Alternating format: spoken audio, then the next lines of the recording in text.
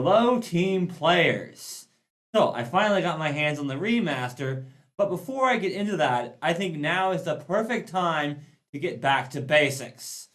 What do I mean by that? Well, since the remaster is out, I figure a lot of people are probably just getting into tabletop role-playing games. And they might not know what they even are or what their point is. So in today's video, I'm going to attempt to explain what they are, give an overview of how they work, and talk about why I think they're so fun and popular. But before I do that, I need to give you guys a little bit of a basis. Let's dive in.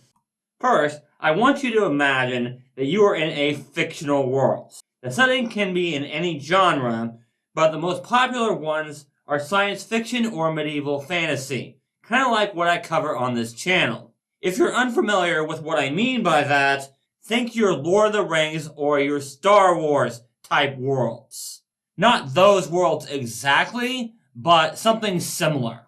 Now, you're in this world, but in this game, you are not playing as yourself. You're playing as a fictional character of your own design that is from this world that you're in. But not just any character. The game wouldn't be any fun if you were just some kind of villager in this fictional world. No, you're some kind of hero in this world. Think someone like Legolas or Han Solo. And you have some sort of reason for going out into the world and adventuring around, not just staying in one place. This could be literally anything, from helping people in the world to somehow making money to broadening your knowledge. And of course, as a fictional character, you might have powers and abilities that you don't have in real life.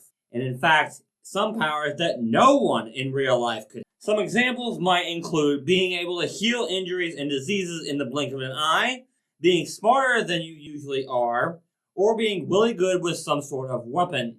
However, this does not mean that you can do whatever you want. There are still rules you must follow.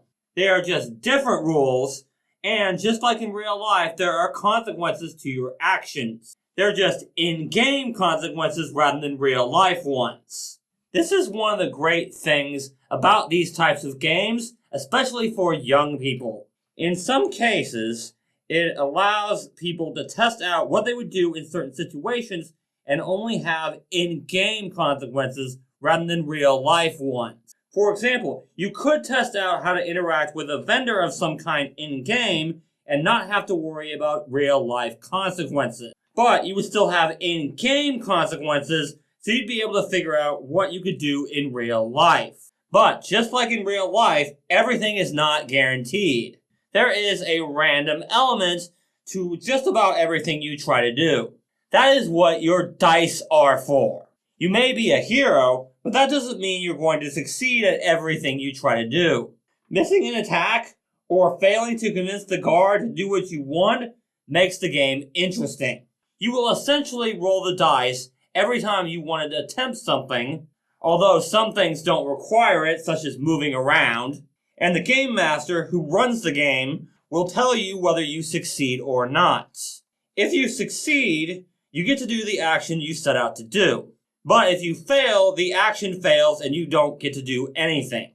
So what's the point of all of this? Well, when you play this game, you'll be playing with other people who are doing a similar thing as you are, either at a physical table or online with many of the sites that allow you to play this game with others that are also online. The point of this game is to work with the other players to solve in-game problems. For example, you might need to convince the leaders of a large city to evacuate the citizens so they aren't in danger of getting killed by the coming army. Or there might be some missing villagers that you need to find. Another example is clearing out a dungeon so that the nearby village isn't in danger anymore. You could have to solve any problem that you could have to in real life, as well as some that you wouldn't.